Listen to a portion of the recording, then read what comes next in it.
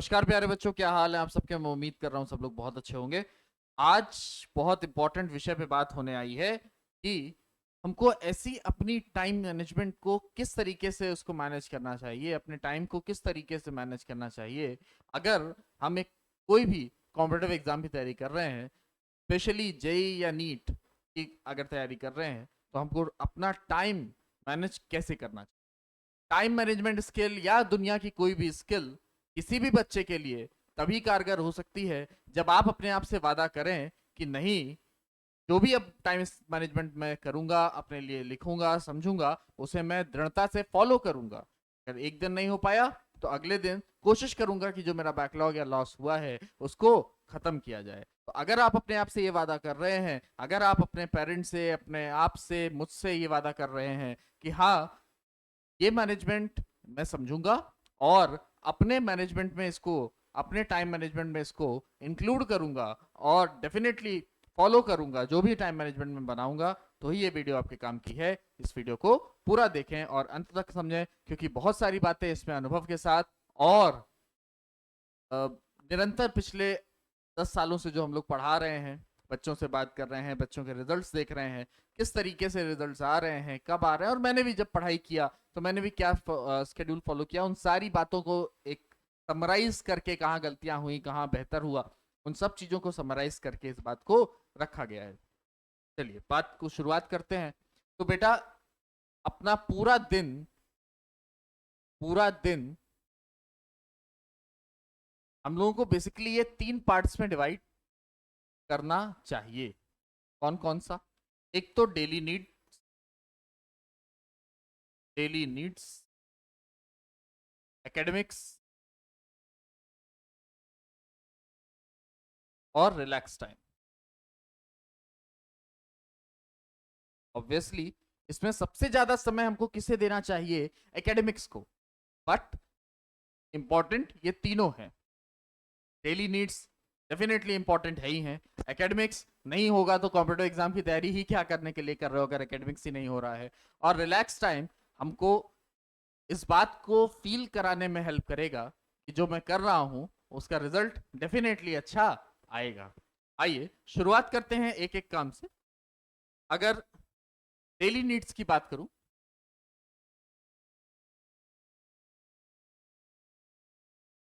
Daily needs में सबसे पहला वो आलस टाइम जो हर इंसान को, ना उसके सिर्फ बच्चा बल्कि हर इंसान को आता है, सोने के बाद, सो के उठने के बाद और बिस्तर छोड़ने से पहले। वो एक जो छोटा सा टाइम होता है वो बड़ा इंपॉर्टेंट टाइम होता है, और वो सबको होता है, ऐसा नहीं है कि एक दो को हो, सबको होता है। उसको अपन नाम देते हैं आलस टाइम।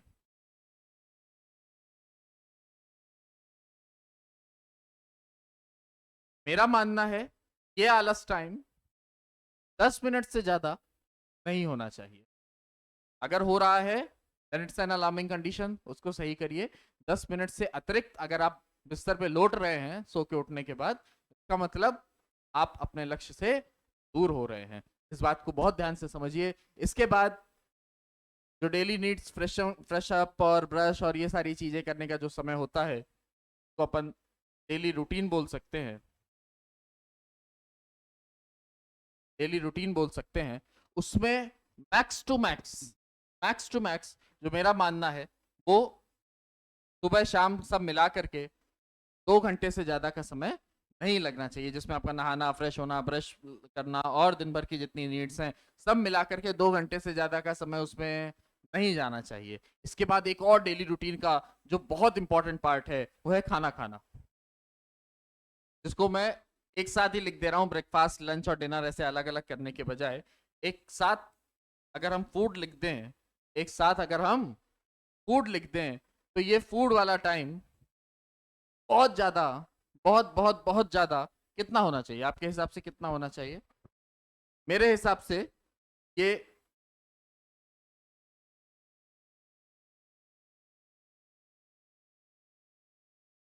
45 से 50 मिनट से ज्यादा नहीं होना चाहिए।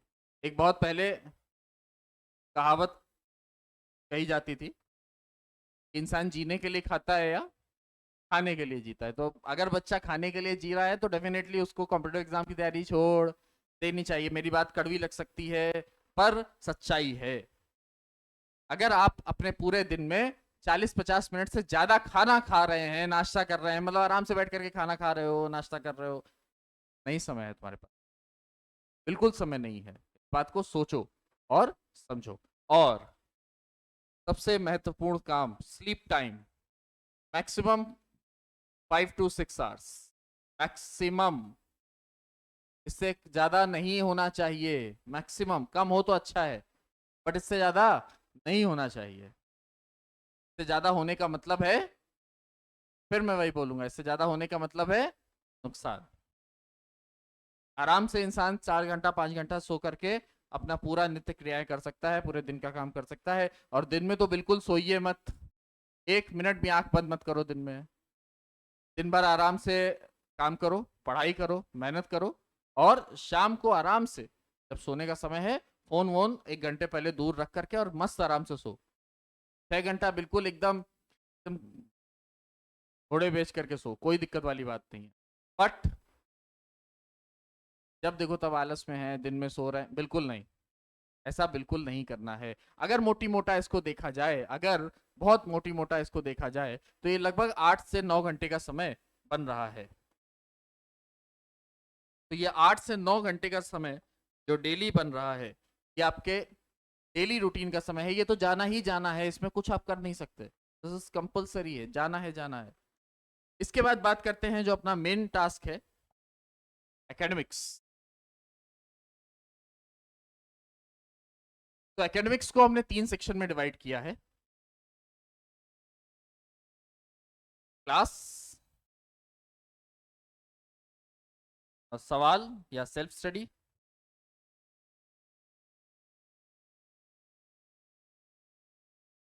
और इम्प्रूवमेंट। ऐसा 3 सेक्शन डिवाइड किया है। डेली आपकी क्लास लगभग 5 से 6 घंटे की होती होगी, जहाँ भी आप पढ़ रहे हो, नहीं भी पढ़ रहे हो तो ऑनलाइन कर रहे हैं, ठीक है। 5 से 6 घंटे की तो डेली क्लास भी होती है। हम लोग मिशन एमबीबीएस चला रहे हैं, वो भी लगभग 6 घंटे का डेली होता है। तो इसमें कोई शक और संशय वाली बात नहीं है। तो क्लास आपकी 5-6 घंटे हो गई, और कम से कम 5 से 6 घंटे आपको सवाल लगाने ही लगाने हैं। इसमें बिल्कुल कम ज्यादा नहीं किया जा सकता। 5-6 घंटा क्लास और 5-6 घंटा सवाल लगाना ही लगाना है। और डेली कम से कम 1 घंटा मिनिमम, 1 घंटा मिनिमम अपने इंप्रूवमेंट पे देना है। और इंप्रूवमेंट मतलब क्या? इंप्रूवमेंट मतलब डाउट सेशंस।